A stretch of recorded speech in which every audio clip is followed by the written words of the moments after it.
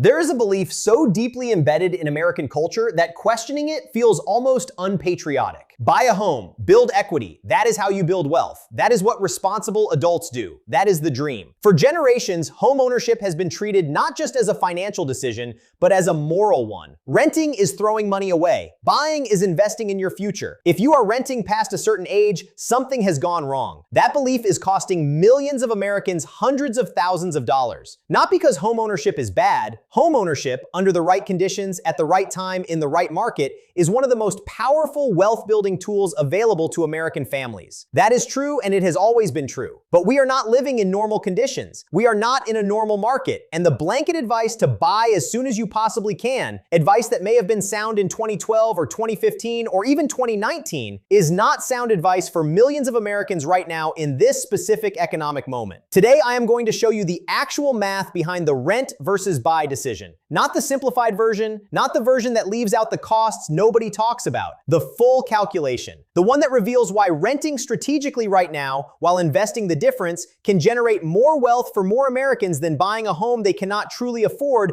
in a market that is historically overpriced. This is not an anti-home ownership video. This is a pro-math video, and the math deserves to be heard. Stay with me. Let us start with the foundation, because the entire rent versus buy debate rests on a premise that sounds obviously true, but is actually far more complicated than it appears. The premise is this: when you pay rent, you are throwing money away. When you pay a mortgage, you are building equity. Therefore, buying is always better than renting. This sounds logical. It is incomplete. Here is what that framing leaves out. When you buy a home, the money you spend on interest, property taxes, insurance, maintenance, repairs, HOA fees, and transaction costs is also gone. Also not building equity, also not coming back. In the early years of a 30-year mortgage, which is when most buyers are in their homes, the overwhelming majority of every monthly payment goes to interest, not principal. On a $400,000 home with a 7% mortgage, your monthly payment is approximately $2,660. In month one of that mortgage, approximately $2,330 of that payment is pure interest. $33 reduces your actual loan balance. $33. The rest, $2,330,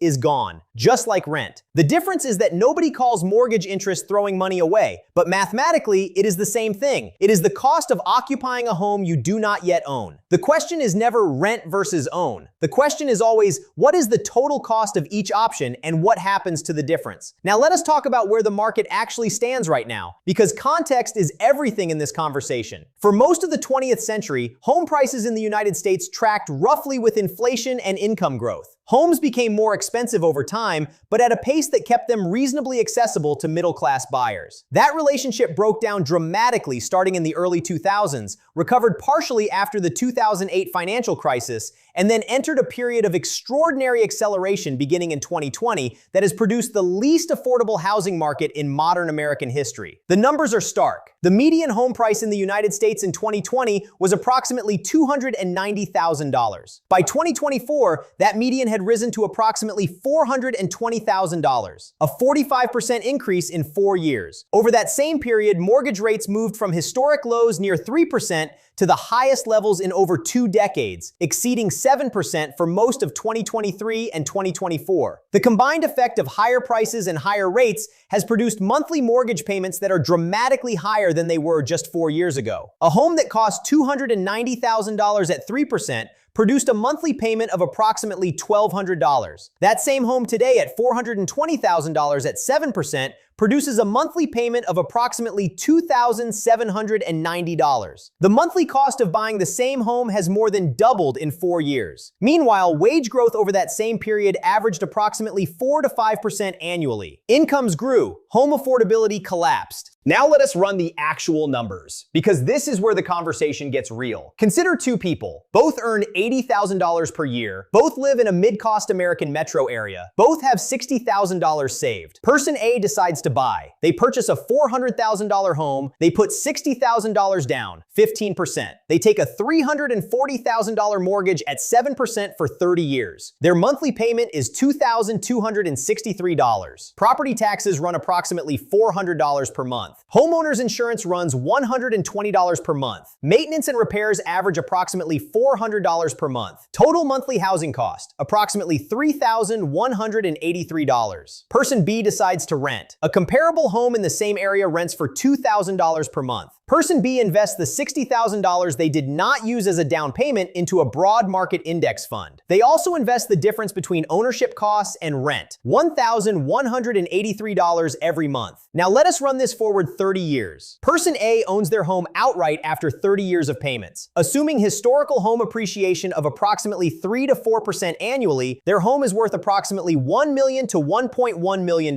That is the familiar home ownership wealth building story. But here is what the comparison looks like for person B. The $60,000 initial investment grows to approximately $1,047,000. The additional $1,183 invested every month grows to approximately $2,360,000. Person B's total investment portfolio reaches approximately $3,407,000. Person A's net worth after 30 years, approximately $1 million to $1.1 million in home equity. Person B ends up with 2 to 3 times the net worth by renting and investing the difference. Now, I want to be transparent about the assumptions. Rent increases over time. The investing difference shrinks as rent rises. Market returns are not guaranteed. Home appreciation varies by location. Tax benefits of home ownership add value not captured in this simple comparison. The point is not that renting always wins. The point is that the math is far more competitive than the cultural narrative suggests. And in the current market, with current prices and current mortgage rates, the case for renting and investing is stronger than it has been in decades. There are 5 specific situations where renting is clearly the smarter financial decision right now. Situation number 1, you cannot afford a 20% down payment. When you put less than 20% down, you pay private mortgage insurance. PMI builds zero equity. It is pure cost. Situation number 2, you are not planning to stay for at least 5 to 7 years. Transaction costs in real estate are significant. Buying and selling can easily consume 8 to 9% of the home's value. Situation number 3, buying would consume more than 30% of your gross income. That is not wealth building. That is financial fragility. Situation number 4, you are buying in a market where the price to rent ratio is significantly above historical norms. Historically, a ratio of 15 to 20 suggests buying is favorable. A ratio above 20 often favors renting. Many major American cities today sit far above that threshold. Situation number 5, you have high interest debt. The math on this is unambiguous. You cannot out-earn 20% credit card interest with a home that appreciates at 3 to 4% annually. Every dollar saved for a down payment while carrying high interest debt is a dollar that could have generated